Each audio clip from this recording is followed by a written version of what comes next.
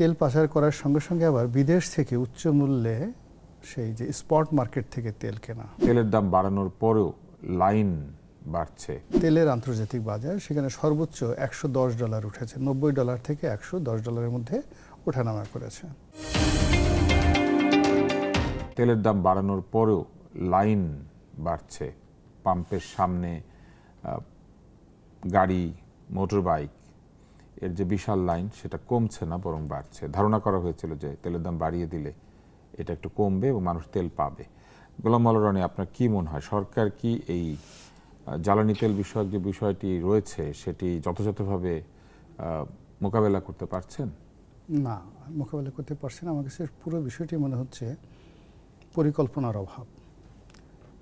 দ্বিতীয়ত বাস্তবায়ন, একটা জিনিস যে কীভাবে বাস্তবায়ন করবে, সেই বাস্তবায়ন করার জন্য তাদের যে ধরনের প্রস্তুতি থাকা দরকার, যে ধরনের কোয়ালিটি থাকা দরকার, যে ধরনের কোয়ান্টিটি থাকা দরকার, এ গ্রুপ অফ পিপল সেই জিনিসগুলো নেই।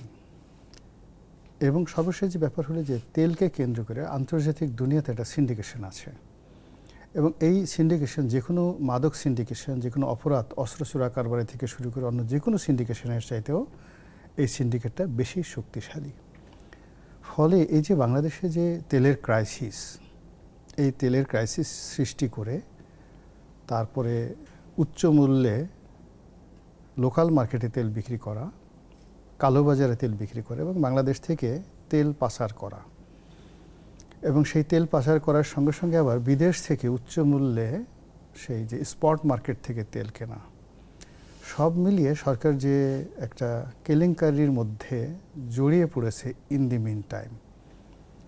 এখন এখান থেকে আসলে কোনো অবস্থাতেই সরকারের বের হওয়ার, ক্ষয়ক্ষতি মানে মানুষের জনদুর্ভোগ, তার সঙ্গে সঙ্গে সরকারের ইমেজ সংকট, তার সঙ্গে সঙ্গে সরকারের দুর্নাম বদনাম, এই জিনিসগুলো সরাসরি উপভোগ না করা পর্যন্ত সরকার আসলে এখান থেকে বেরোতে পারবে না।